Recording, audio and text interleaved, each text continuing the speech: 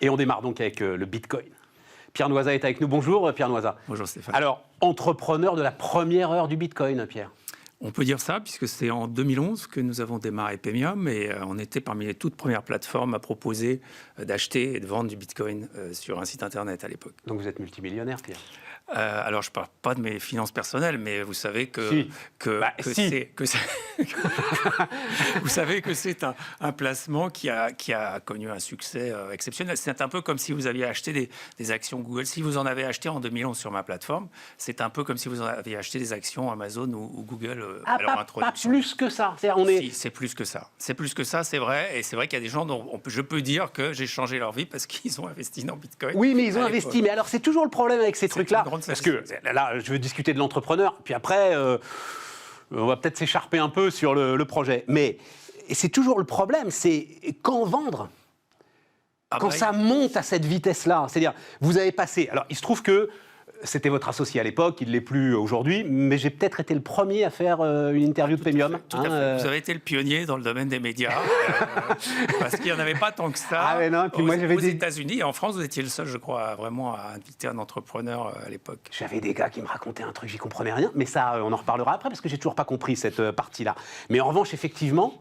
mais le sujet, c'est, vous avez géré ça au fil de l'eau Non, parce que moi, ça m'intéresse quand même de savoir si l'entrepreneur, il a réalisé une partie de ses actifs. Alors, Paymium, la société Paymium a acheté des bitcoins en 2012, pour vous donner un exemple. Et effectivement, on n'a surtout pas vendu, évidemment, plus de bitcoins que ce dont on avait besoin pour financer l'entreprise.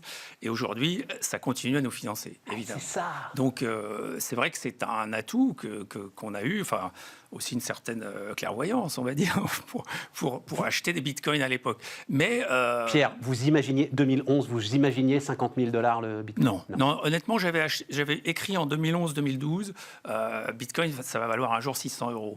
J'ai dû écrire un truc comme ça. C'est ça. Et à l'époque, je me disais, non, j'exagère un peu, mais je vais me lâcher, je vais écrire ça. et bon, effectivement, je l'ai écrit cet article en 2011. Et pour la petite histoire, j'ai dû mettre 6 mois à le publier parce que personne n'en voulait de l'article en question. Et ça a finalement atterri sur la newsletter d'une école que j'ai fréquentée, mais avec beaucoup de difficultés. C'est-à-dire que même en parler à l'époque, c'était tellement, je dirais, un peu extraterrestre comme invention, comme nouvelle technologie, que les gens soit n'y croyaient pas, soit ça les sortait vraiment de leur zone de confort. Donc finalement, on n'en parlait pas. Mais c'est le mot. Par quelques bouts qu'on prenne ce sujet, et on va aller après sur la monnaie, ça sort de la zone de confort. Et moi, il y a un truc qui me bluffe, le truc le plus dingue, ce qu'on ne peut pas retirer à la technologie Bitcoin finalement, c'est que ça tourne encore. Exactement. Et depuis 10 ans, avec un taux de disponibilité, comme on dit en informatique, de proche de 100%. Donc, c'est un programme qui a été écrit quelle année? On sait quelle année il a été écrit? Eh bien, écoutez, il a commencé à tourner en janvier 2009, donc il a été écrit forcément en 2008, quoi. Hein, donc c'est vrai que... et c'était les premières versions. Ça n'a fait que s'améliorer depuis, évidemment. Hein. Mais, et tout ce qui était écrit à l'époque se réalise, c'est-à-dire... Ah oui, il n'y a pas eu de faille technologique de sécurité, il n'y a pas eu de faille de gouvernance, puisqu'on a réussi à mettre à jour le logiciel au fil de l'eau pour l'améliorer, et il s'améliore chaque année. Ça explique aussi sa progression, bien entendu. Il n'y a pas que la spéculation, comme on l'entend parfois. Donc c'est vrai que c'est, du point de vue de l'ingénieur que je suis, c'est une réussite exceptionnelle. Je ne sais pas s'il y a un équivalent, en fait. Je réfléchissais à cette interview, je ne sais pas s'il y a un équivalent. Je ne pense pas, parce que... C'est le programme Apollo, enfin c'est des trucs comme ça. Non mais vraiment, c'est cette dimension-là, dans le génie humain pour concevoir le truc. Je pense qu'on peut le dire, du point de vue de l'ingénieur en tout cas. Ouais, voilà. Après, ça touche aussi, comme vous le dites, à quelque chose de fondamental, parce que c'est la monnaie, et les gens ont un rapport à la monnaie qui est proche de celui qu'ils ont avec la religion. Non mais ça, on va en parler après. Restons sur l'entrepreneur. Par rapport aux autres cryptos, Bitcoin, enfin, est-ce que ça a une place particulière, un protocole particulier? Oui, tout à fait. Parce que les autres cryptos, si vous voulez, moi je les ai vus arriver forcément, puisqu'en 2011, il n'y avait que Bitcoin. Alors on a vu arriver Litecoin, par exemple, qui est un pur clone de Bitcoin, qui s'est positionné, si vous voulez. Alors, le problème des altcoins, c'est qu'il y a des fausses promesses derrière. Alors par exemple, Litecoin, dont je peux parler, sa promesse dit Bitcoin c'est l'or et nous on va être l'argent. Vous voyez, quelque chose comme ça. Donc, sauf ce qui veut vraiment rien dire. Parce qu'on ne peut pas transposer l'aspect étalon monétaire de Bitcoin Bitcoin. Dans les monnaies métalliques, il y a des analogies, bien entendu, parce que Bitcoin est aussi conçu comme un étalon monétaire. Il y a même des gens qui ont écrit des livres sur Bitcoin monétaire. Donc on peut dire que c'est un étalon monétaire, mais ça n'a pas les mêmes dire, mais vous pouvez essayer de le dire. Voilà. C'est un étalon monétaire en devenir. Et c'est vrai qu'il y a des analogies fortes avec la monnaie métallique, l'or, mais comme toute analogie, ça... D'ailleurs, là, j'ai vu, c'est 1 kilo d'or, d'ailleurs, un Bitcoin. Là. Il y a eu un moment là où ça s'est équilibré sur quelque chose. Voilà, c'est ça. C'est le lingot d'or, oui, je crois qu'il y a des seuils psychologiques comme ça. J'ai vu que... Alors, Coinbase, c'est l'équivalent de Premium aux États-Unis Alors, c'est l'équivalent de Premium aux États-Unis, mais avec les financements américains. C'est-à-dire que contrairement à nous qui avons levé, si vous voulez, de l'ordre de 1 million, enfin 3 millions si j'additionne tout ce qu'on a levé en capital ou en crédit, Coinbase a dû lever 800 millions. Mais voilà. Pierre, donc c'est la même chose, vous n'en avez pas besoin, mais avec un financement américain. Vous avez des bitcoins, vous n'avez pas besoin. Vous avez raison, d'une certaine manière, on n'en a pas besoin. Et Bitcoin que vous avez acheté 10 centimes. Aujourd'hui, on a de la trésorerie, on n'a pas besoin de se financer pour la trésorerie. Par contre, ça donne des moyens quand on lève 800 millions. Si on me donne 800 millions, croyez-moi, je saurais les utiliser pour mouvoir Premium. Mais, je connais une entrepreneuse qui a des actions Apple à $7. Voilà, c'est quelqu'un de clairvoyant. C'est quelqu'un de clairvoyant. Vous achetez un bateau en vendant une action. Il y a de quoi faire avec. Bon, mais est-ce que vous gardez... Alors non, Coinbase, pourquoi j'en parlais? Parce que j'ai vu qu'il préparait une entrée en bourse avec une valorisation à 25 milliards de dollars. Oui, ça ne me surprend pas. Mais Premium aujourd'hui, c'est une... Parce que moi, c'est ça qui m'intéresse. Vous êtes précurseur, vous gardez des barrières à l'entrée, vous gardez des coûts d'avance, vous gardez... Enfin, vous voyez ce que je veux dire? Oui. Alors, vous pesez sur le trafic du Bitcoin aujourd'hui? Non, pas à l'échelle mondiale, il faut être honnête, non. En France, on représente un acteur significatif pour tous ceux qui préfèrent trader sur une plateforme. 170 000 comptes, vous rebondissez. On est plutôt à 220 000 maintenant. Ah, mais il faut mettre à jour les sites internet, les mecs. C'était peut-être à l'époque de notre dernière. Non, j'ai été voir ce week-end. D'accord. On est en général assez prudent dans nos chiffres et on communique assez peu dessus. Mais aujourd'hui, on est plutôt à 220 000 comptes. Et c'est vrai que ça progresse chaque année. Et la techno progresse. Notre plateforme est de plus en plus performante aussi. Donc, on peut dire qu'on ne pèse pas peut-être sur le marché mondial, mais en France, on est le seul acteur place de marché en tant que tel. Il y a beaucoup de brokers qui utilisent des plateformes étrangères. Ouais. On est la seule infrastructure de marché, je dirais, basée en France et made in France. Donc ça compte, je pense. Et c'est vrai que c'est un peu notre spécificité. Ce qui fait que nous, qu'on est un peu unique, parce qu'on est aussi dans un environnement réglementaire en France qui est particulier. Comme vous savez, les Français ne sont pas les plus légers avec la régulation sur les services financiers. Il y a des places financières comme Londres et Luxembourg. Et donc, ça veut dire quoi? Ça veut dire qu'il faut que... Enfin, il y a tout un protocole on est très surveillé. De papiers à faire signer. On est très surveillé. Il y a encore des banques françaises, si vous voulez, qui déconseillent à leurs clients en leur écrivant de ne pas investir dans Bitcoin. Mais ça, elles ont raison, Pierre. Mais on va en parler. Oui, c'est un conseil avisé, si vous voulez. Elles ont raison. Ça veut dire qu'il y a encore des banques françaises raisonnables, vous me rassurez. Elles devraient dire aux gens, n'investissez pas dans quelque chose que vous ne connaissez pas. Ouais. Ceux qui ont fait la démarche de comprendre ce que c'est, d'étudier ce que c'est et qui, dès lors, décident d'en acheter, devraient pouvoir disposer librement de leur épargne disponible. Bon, alors allons-y. Le vrai sujet, quand même. Parce que ça fait... j'ai toujours pas compris à quoi ça servait. Alors, j'ai été vous lire. Je vais vous lire, quand même. Bon. L'idéologie du mondialisme vassalise les acteurs économiques non financiers qui, parce qu'ils n'obtiennent pas de prêts dans les mêmes proportions que les financiers, ne reçoivent qu'une petite fraction de la création monétaire totale. Oui. Alors ça, c'est une critique de ce qu'on appelle la monnaie dette. C'est-à-dire l'euro, le dollar, qui sont ce qu'on appelle la monnaie dette. C'est-à-dire qu'elle est créée, elle est émise par le crédit. Donc, tout à fait. Voilà. Donc, c'est un crédit qui permet la création de richesse. C'est ça, exactement. Donc le crédit, c'est quoi? C'est gager un peu l'énergie future produite par l'emprunteur qui va rembourser. Donc on est sur une sorte de capture de l'énergie future. Avec les monnaies valeurs comme l'or... Mais vous n'êtes pas sur une capture. Vous lui donnez son potentiel. Non, il doit le rembourser. Non, il y a... Mais évidemment qu'il doit le rembourser. Voilà, donc c'est pas un don. C'est pas un don, en aucune manière. Il y a de dons. Justement, il y a une attribution... Vous lui permettez. Voilà, on lui donne de la liquidité. D'exprimer ce potentiel. Alors, bien entendu, je ne remets pas en question le principe de la monnaie dette. Ce que je remets en question, c'est le monopole de la monnaie dette, ce qui est tout à fait différent. C'est-à-dire qu'aujourd'hui, le problème que ça pose, c'est qu'on n'a pas d'autre choix que d'utiliser cette monnaie euro ou dollar, et qu'effectivement, elle est distribuée de manière très, on va dire, discrétionnaire et arbitraire. Mais qu'est-ce que c'est que cette histoire distribuée de manière discrétionnaire et arbitraire? C'est tout le problème, c'est qu'on laisse aux banquiers, si vous voulez, le soin de décider quels sont les bons projets et quels sont les projets qui ne doivent pas être financés. Or, je ne pense pas que ce soit aux banquiers, en l'occurrence, de décider. Je pense que c'est l'intérêt général, ce n'est pas eux qui en détiennent les clés. Alors, justement, qui va porter le risque dans l'économie S'il n'y a plus de monopole, s'il n'y a plus de monopole, si vous voulez, il n'y a plus cette espèce de dictature du pouvoir bancaire qui décide arbitrairement de quel projet est financé et quel autre ne l'est pas. Mais comment ça? Donc c'est la pluralité monétaire. C'est le pluralisme monétaire qui va permettre de sortir... Pierre, je ne comprends pas.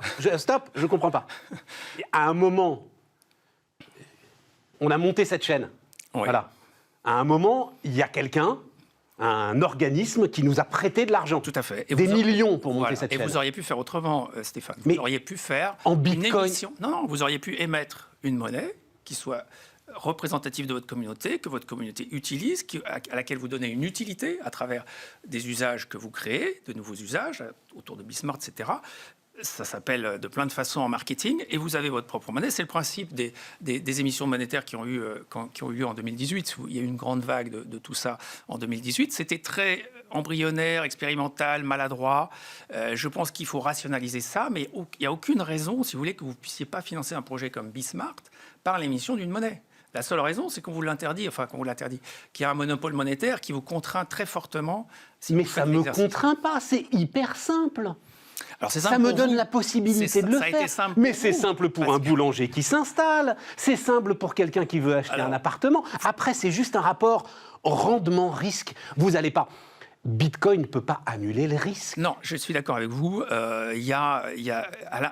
avez raison, dans le grand principe, ça marche. C'est-à-dire que je ne vais pas vous dire que ça ne marche jamais, la monnaie crédit. Il y a simplement des dysfonctionnements qui sont liés au monopole. Encore une fois, je ne suis pas là pour dire qu'il faut arrêter d'utiliser l'euro. Au contraire, je pense que l'euro et Bitcoin doivent coexister. Je dis simplement, ce qui pose problème aujourd'hui, c'est le monopole. On doit revenir à un pluralisme monétaire pour avoir d'ailleurs une vraie démocratie, parce qu'entre nous, qui décide quel parti politique est financé, ce sont des banquiers. Je ne vois pas pourquoi. Non. Ben si, c'est ça la réalité. Il y a des partis politiques qui doivent aller qui ne sont pas financés de manière équitable. Non, mais Pierre, c'est anecdotique. C'est un exemple. Oh, oui, mais anecdotique. Pas vraiment anecdotique. Non, moi, ça je veux savoir. Moi, je veux savoir. Mais déjà, vous apportez une réponse. C'est-à-dire que Bitcoin n'est pas contre les autres monnaies. Non, pas du tout. Pas du tout. Pour moi, c'est dans certains écrits, ça l'est quand même. Oui, pour certaines On est d'accord. Il faut mettre à bas les banques centrales.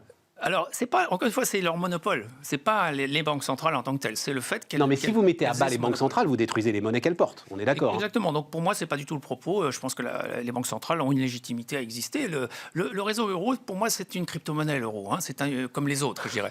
C'est ce qu'on appelle un stablecoin dans notre jargon, c'est-à-dire une monnaie qui est conçue pour assurer une inflation limitée, donc avec très peu de volatilité. Ouais. Ça, c'est le smart contract, si vous voulez, de l'euro. C'est le mandat, finalement, de la BCE d'ailleurs, c'est écrit. Tout à fait. Donc elle a une utilité, les stablecoins ont une utilité, tout à fait, c'est légitime, c'est utile, mais Bitcoin a une autre utilité qui est celle de service d'étalon monétaire. Donc effectivement, en ce moment, par exemple, de révéler la dilution de l'euro avec la création monétaire massive qui a lieu, qui explique la montée du Bitcoin, ce que moi j'explique comme la baisse de la valeur de l'euro, puisque je vois Bitcoin comme un étalon monétaire. Mais appuyé sur quoi ? Sur un réseau qui est un réseau mondial. C'est comme si la même question. Je lis effectivement le dollar et tout, cette monnaie qui ne repose sur rien. 200 ans d'histoire, 2000 ans d'histoire monétaire, lever des impôts, la force d'un État, la force publique, les patrimoines publics. En France, 2000, 3000, 5000 milliards de patrimoine public. Aux États-Unis, je ne veux même pas chiffrer ça. Bon, ben voilà, c'est du sous-jacent, comme on dit. C'est du collatéral. Voilà. Alors, Bitcoin repose sur quoi ? Alors, Bitcoin, c'est clairement un réseau. C'est d'abord un réseau, donc un réseau informatique, c'est des machines, c'est du logiciel, c'est des gens. C'est exactement comme Facebook, si vous voulez. On peut avoir exactement la même question sur Facebook. Facebook, ça repose sur quoi l'action Facebook ou l'action Google? Il y a certes des revenus publicitaires, mais le sous-jacent, le collatéral, si les revenus publicitaires sont affectés, on revient à quoi? On revient à du logiciel, des machines, des gens. Oui, et ça, c'est exactement pareil. Le cours de bourse est corrélé aux revenus, quand même. Alors, oui, jusqu'à un certain point. Jusqu'à un certain point, on est d'accord. Vous me dites collatéral, c'est-à-dire pour moi, c'est la valeur de réserve. Un peu pourquoi ça ne peut pas tomber à zéro, en gros? C'est ça un peu la question, puisque souvent, les gens disent oui, mais sa valeur peut tomber à zéro. Moi, je vous dis que non, parce que d'abord, il n'y a pas d'exemple qu'un réseau qui se développe sur Internet, un réseau peer-to-peer disparaisse. On ne parle pas, Pierre, on ne parle pas ensemble de la valorisation de Bitcoin. Ça, pour le coup, voilà. Et vous avez eu l'honnêteté de le reconnaître. C'est pas mon sujet. Mon sujet, c'est qui va porter le risque? Qui, à un moment, le crédit, encore une fois, c'est le vecteur de la création de richesse. Voilà, on va le dire comme ça. C'est un vecteur. C'est un vecteur. Qui porte le risque pour Bitcoin? Les gars vont se comporter comme des banquiers. Comment voudriez-vous qu'ils se comportent autrement? Oui, tout à fait. Le risque, c'est vous qui le portez. Vous êtes votre propre banquier avec Bitcoin. En fait, c'est même la seule promesse de Bitcoin, c'est vous dire, vous pouvez être votre propre banque. Vous pouvez aussi faire appel à Premium. Il faut que je les ai, ces bitcoins, pour être mon... Bien sûr, il faut les échanger, il faut les gagner, il faut vous faire payer en bitcoin par votre employeur, il faut vendre quelque chose contre des bitcoins, il faut peut-être acheter des bitcoins avec des euros, pourquoi pas. Ça c'est ce qu'on permet sur Premium. Mais donc c'est pire que l'héritage. Non, c'est comme l'or. L'argent va à l'argent. C'est ce que je vous disais, c'est comme l'or. Vous pouvez avoir de l'or investissement, vous pouvez avoir un lingot, vous pouvez avoir Mais comment je pars de rien à ce moment-là avec Bitcoin? À partir de rien, je pense que personne ne part de rien. Si, avec le crédit. Si, avec les banques. Avec le crédit. Alors, si on prend l'exemple des États-Unis où on prête de l'argent aux étudiants pour financer leurs études, certes, quand ils sortent de leurs études, ils peuvent emprunter, mais ils se sont endettés même avant pour avoir leur diplôme. Donc, partir de rien, aux États-Unis, on a des gens maintenant qui partent avec une dette dans la vie professionnelle. Donc, c'est vous dire que c'est pas Bitcoin qui change ça. Ça, je suis d'accord. Et je vous ai dit, l'euro, pour moi, l'euro, en tout cas, doit continuer à jouer ce rôle, comme vous avez souligné, de financer des projets qui ne peuvent pas être financés autrement, finalement. Et par contre, tout ce qui peut être financé autrement que par la dette, à mon avis, pourrait l'être par l'émission de nouvelles monnaies, ou par ce qu'on appelle Friends and Family, c'est-à-dire le financement par des entreprises non financières. Love money, on dit aussi. J'aime bien love money. La différence entre un prêt de votre entourage et un prêt bancaire, c'est qu'il n'y a pas de création monétaire dans le cas de votre entourage. Tout à fait d'accord. Donc moi, j'encourage les gens à prêter, à trouver donc des financements dans leur entourage dans une première étape, et éventuellement dans une deuxième étape, se donner le choix d'emprunter ou d'émettre une nouvelle monnaie. C'est juste ça que je préconise. Pierre, et là, je suis ravi de cet entretien parce qu'il est parce que quand je vous ai lu, il y avait des trucs quand même qui étaient un peu limites, quoi. Quand vous écrivez l'indice des prix de l'INSEE biaisé pour nourrir la propagande des banques. Enfin, c'est quand même c'est un siècle d'histoire de la statistique, l'INSEE. Alors, l'INSEE, je connais un petit peu parce que j'ai pas mal d'anciens. Non, je comprends. C'est l'histoire de l'immobilier que vous allez mettre dedans. Mais non, c'est l'inflation. Si vous voulez, à partir du moment où on dit le charter de la BCE, c'est de faire un stablecoin, donc qui maintient l'inflation dans tel pourcentage. Ouais, la question devient comment je calcule l'inflation. Vous êtes d'accord? Ah, mais tout à fait. Non, Or, bien sûr. ce calcul-là n'a rien de transparent et relève de l'arbitraire total. C'est-à-dire que si vous intégrez... Oui, mais justement, sur le logement, logement, vous dire... vous savez non, mais on ne va pas partir là-dessus. Je voulais juste rendre hommage à un siècle d'études statistiques en France qui font de l'INSEE sans doute l'outil le plus performant du monde. Des très bons statisticiens. Et pas un instant, ils accepteraient de vendre pour une poignée de lentilles aux banquiers un once de leur science statistique. Voilà. Je suis d'accord avec vous sur la qualité de leur science. Par contre, qu'ils soient sous influence de leurs donneurs d'ordre, et en l'occurrence c'est le gouvernement qui est l'État qui demande des statistiques et qui est dépendant des banques elles-mêmes. Donc c'est le problème du monopole, si vous voulez, Stéphane. S'il n'y avait pas de monopole, il n'y aurait aucun soupçon sur l'INSEE, parce que du coup on aurait une saine concurrence et de la transparence. Et tout ce qui est microcrédit, crowdfunding, enfin tout ce qui est inventé en ce moment. Ça c'est des prêts non bancaires. Typiquement tout ce qui est microcrédit, si vous voulez, c'est du prêt sans création monétaire. Au contraire, on en fait tout le temps. Si vous voulez, et donc il n'y a pas besoin du Bitcoin pour ça, vous voyez ce que je veux dire? Bien sûr que si. Si vous voulez collecter à l'échelle mondiale, si vous avez un projet local, vous voulez faire appel à des investisseurs dans le monde entier, parce que votre projet local a une vraie portée quelqu'un social ou autre. Eh bien, avec Bitcoin, vous allez pouvoir recevoir des contributions de gens qui sont à l'autre bout du monde. Si vous voulez mettre ça en place avec des euros... Il y a des tas d'organismes de microcrédit et vous aurez qui le permettent aujourd'hui. Vous savez, j'aurais dû noter les noms, mais il y en a qui sont fantastiques, qui vous font financer des projets partout dans le monde. 10%, qui prennent 10% des fonds levés, et avec des délais, des contraintes réglementaires très fortes, qui font en fait, ce genre de projet ne peut avoir lieu que dans des pays développés. Je peux financer du crowdfunding en Inde, je peux financer quelqu'un au Gabon, n'importe où, avec du Bitcoin. Je ne peux pas le faire autrement. Donc vous changez la donne, en fait. C'est là où Bitcoin est un game changer, parce qu'il va changer la donne pour un tas de gens qui ne sont pas vous et moi. Je le précise. Alors, on est au bout de cet entretien. J'en suis désolé. Vous reviendrez, c'est passionnant. Pour ça, il faut quand même qu'à un moment, ça se stabilise un peu, non? Alors, l'aspect volatilité... Non, mais rapidement, réponse rapide. D'abord, ça va arriver, parce que l'adoption augmente chaque année, donc forcément, ça va introduire une forme d'inertie et de stabilisation. Cependant, vous pouvez utiliser le réseau Bitcoin dans toutes ces qualités qu'on vient d'évoquer, et changer au debout de la transaction en stablecoin, si vous voulez, en euros ou dans la monnaie locale. C'est dans l'instant de raison que vous faites la transaction. Pourquoi? Parce que Bitcoin est liquide. Le plus important pour Bitcoin, c'est qu'il soit liquide. Qu'il soit volatile, c'est un épiphénomène que d'ailleurs nous ne maîtrisons pas. Mais par contre, qu'il soit liquide, ça permet, dans l'instant de raison, de convertir avec un stablecoin à chaque bout de la transaction. Donc à ce moment-là, on utilise le réseau Bitcoin. Donc là, c'est 1000 milliards à peu près, la capi du... À peu près, oui, tout à fait. Ça veut dire... Personne ne peut en prendre le contrôle. Parce que j'ai vu la communauté Bitcoin se féliciter de ce qu'avait fait Elon Musk. Mais moi, je pensais que c'était une catastrophe pour vous, finalement.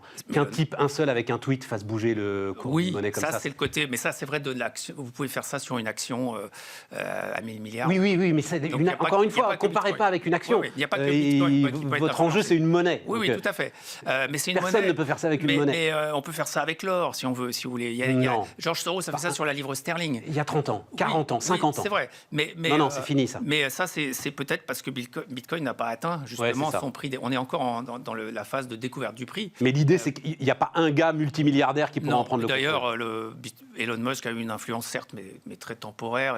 Et en plus, il influence des gens qui sont plutôt, à ce moment-là, peu avertis. Ceux qui sont depuis plus longtemps sur le sujet ne vont pas se laisser impressionner par ce que peut dire quelqu'un comme Elon Musk. Merci Pierre, c'était très intéressant. Merci à vous, Stéphane. Pierre Noisa, donc cofondateur de Paymium, dont on ne saura pas s'il est multimillionnaire, mais je l'espère pour lui. On continue, les amis.